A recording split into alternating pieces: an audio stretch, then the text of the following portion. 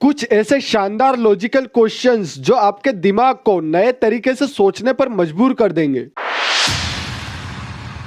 ऐसे interesting questions जिन्हें solve करने में और दूसरों से पूछने में बहुत मजा आए। क्या आप इन्हें सॉल्व कर सकते हैं?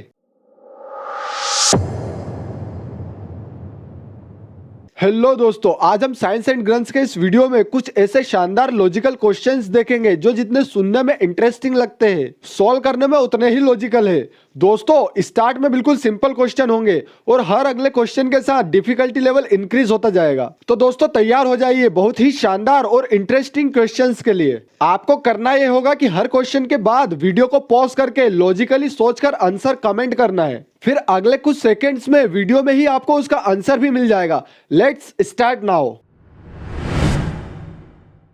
दोस्तों, हमारे पास दूध से भरी एक कैन है जिसमें 8 लीटर दूध है और दूध नापने के लिए एक 3 लीटर का नाप यानी मेजरमेंट करने के लिए जो होता है वह है, और एक 5 लीटर का नाप है, लेकिन हमें 1 लीटर दूध अलग करना है। बताओ कैसे करेंगे?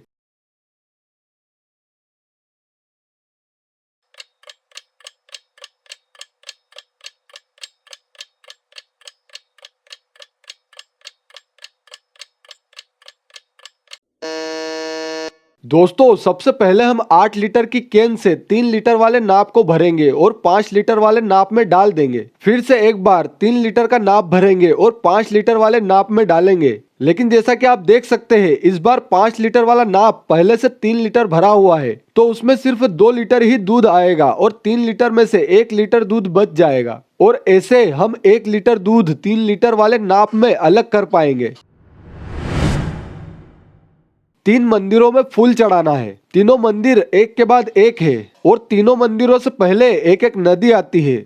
शर्त यह है कि मंदिर में फूल चढ़ाने से पहले उससे पहले वाली नदी में धोने होंगे और धोते ही वो फूल डबल हो जाएंगे। प्रश्न यह है कि कितने फूल लेकर कोई जाए और कितने एक एक मंदिर में चढ़ाए जिससे तीनों मंदिरों में सेम नंबर ऑफ फूल भी चढ़ा दे और आखिरी में एक भी फूल ना बचे।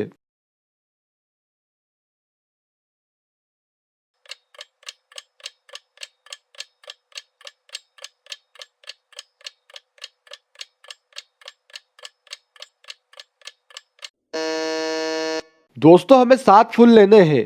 पहली नदी में धोने पर 14 हो जाएंगे। इसमें से 8 पहले मंदिर में चढ़ाने हैं, तो इस तरह से हमारे पास 6 फूल बचेंगे। फिर हमें उन्हें अगले मंदिर के पहले वाली नदी में धोना है, जिससे हमारे पास 12 फूल हो जाएंगे। फिर उसमें से 8 मंदिर में चढ़ा देने हैं और फिर इस तरह से आखिरी में हमारे पास 4 ही फूल बचेंगे। तो अगले मंदिर में चढ़ाने से पहले उन्हें नदी में धोते ही वह 8 हो जाएंगे और आखिरी वाले मंदिर में उन्हें चढ़ा देना है, जिससे हमारे पास कोई फूल नहीं बचेंगे। और इस तरह से सारे मंदिरों में 8-8 फूल भी चढ़ जाएंगे और शर्त के हिसाब से आखिरी में कोई फूल नहीं बचेगा।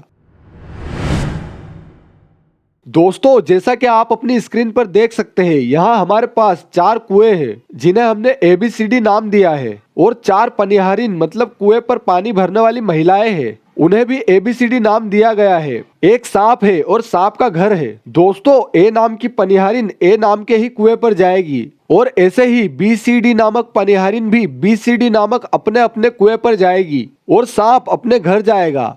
सांप को ये रेक्टेंगुलर एरिया पार करके ही घर जाना है। अब शर्त यह है कि आपको कॉपी पर यह बनाकर पनिहारिनों का और सांप का पाथ मतलब कि जाने का रास्ता ऐसे ड्रॉ करना है कि सांप का पाथ किसी भी पनिहारिन के साथ क्रॉस ना हो।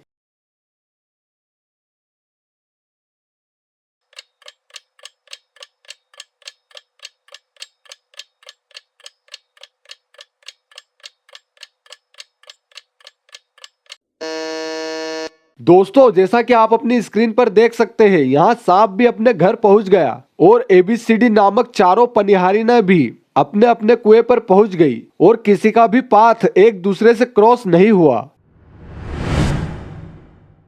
टोटल 100 बर्तन खरीदना है जिसमें कटोरी, लोटा और घड़ा है। कटोरी की कीमत 25 पैसे मतलब 1 रुपए की 4 कटोरी है। 1 रुपए का एक लोटा और 15 रुपए का एक घड़ा है। यह इन तीनों तरह के बर्तनों की कीमत थी। शर्त यह है कि हमें तीनों तरह के बर्तन खरीदना है, मतलब टोटल बर्तन में से कम 1 कटोरी, 1 लोटा और 1 घड़ा तो जरूर होना चाहिए। और दूसरी शर्त यह है कि टोटल 100 रुपए में 100 यूनिट बर्तन ही खरीदना है।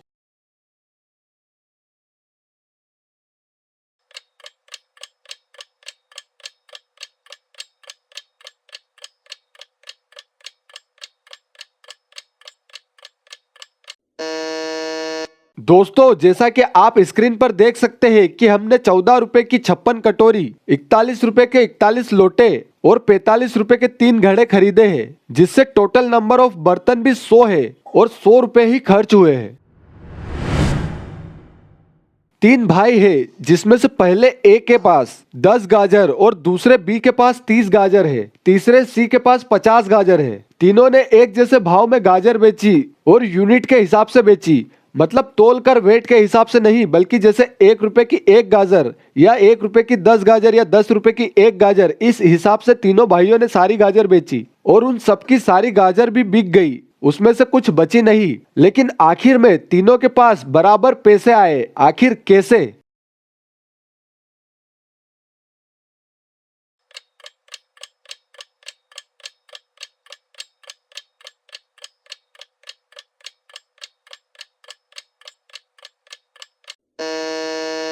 दोस्तों जैसा कि आप अपनी स्क्रीन पर देख सकते हो कि ए, बी और सी ने किस तरह से गाजर बेची।